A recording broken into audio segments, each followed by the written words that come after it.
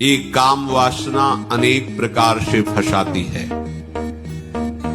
उस काम वासना में कभी कोई आज तक तृप्त नहीं हुआ है और ये सबसे तीव्र आकर्षण करती है। इसका जो आक्रमण होता है वो विचार के लिए अवसर नहीं रखता। ध्यान दीजिए, काम का आकर्षण विचार का अवसर नहीं देता कि आप बैठकर उस पर विचार करें।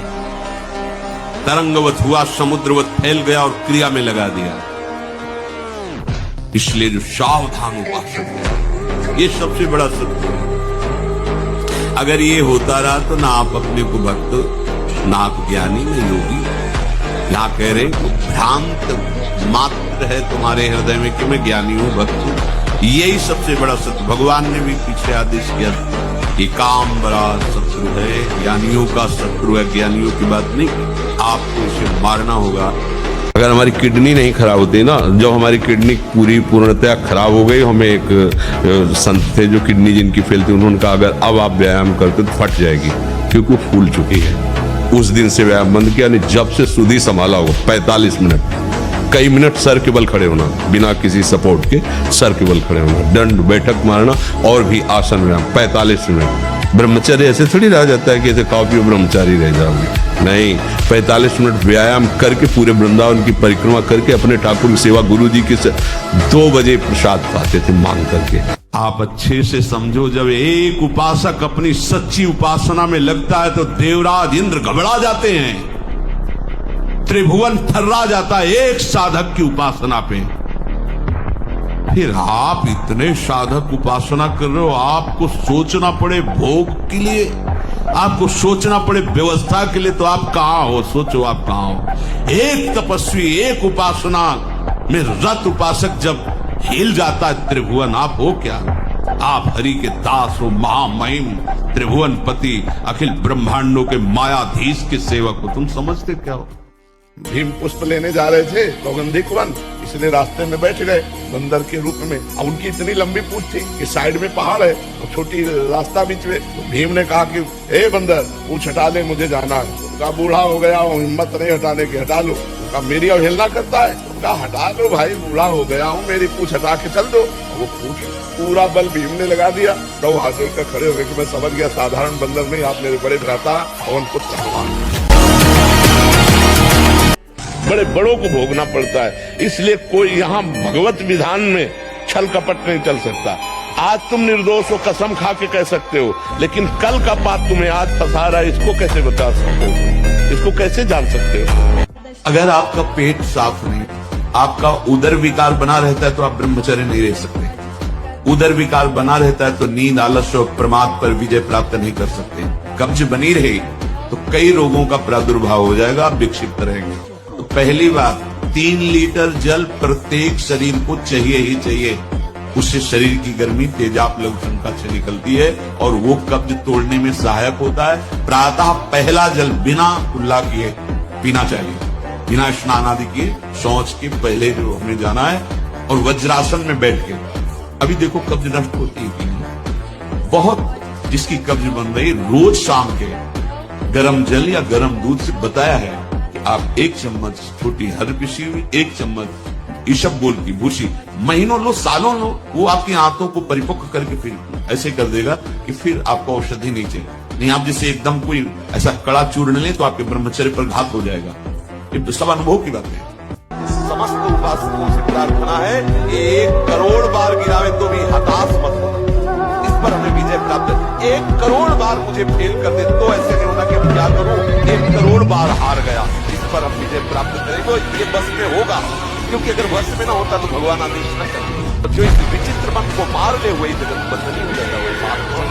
घबराने की बिल्कुल जरूरत नहीं। हर बार परास्त होने पर फिर हिम्मत करेगी, अब की बार तो मारूंगा, अब की बार गिराऊंगा, और एक दिन गिरा दोगे, पक्का गिरा दोगे, क्योंकि भगवान के अंश हो तुम।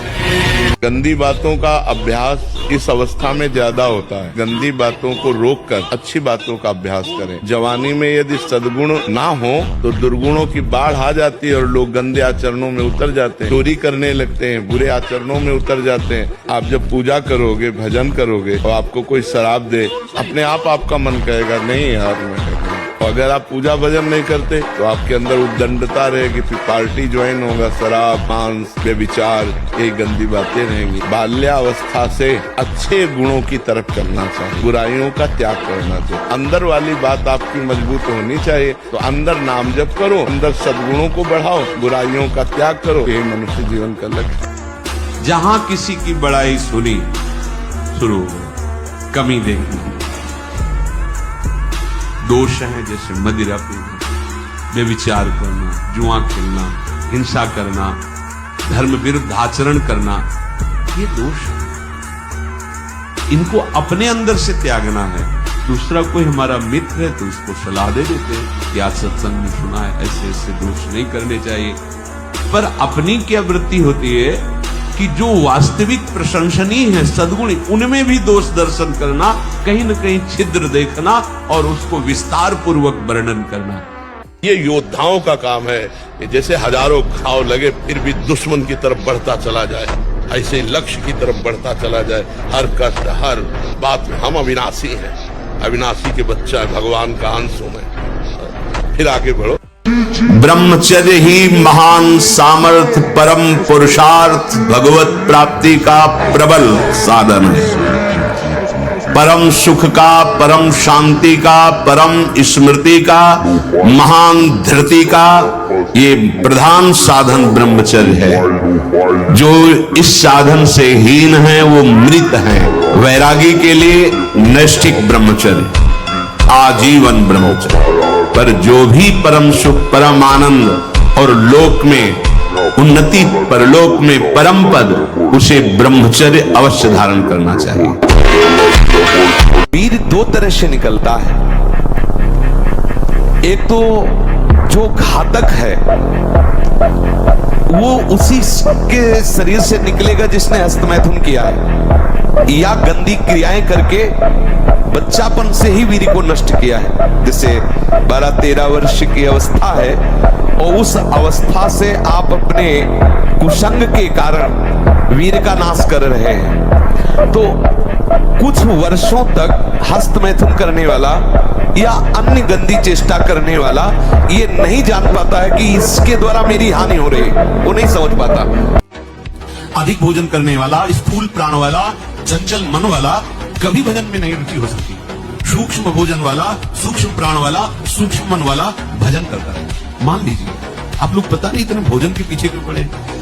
आपके पेट में कब 2 दिन उपवास रहे, नहीं पढ़ना, नहीं जगह पानी अपने आप हो जाएगा। नहीं, भोजन तीनों टाइम डालना है। ऐसी कोई औषधि बनी है क्या कि आप उपत्ति करते रहो, मनमानी आचरण करते रहो, आप ठीक हो जाए?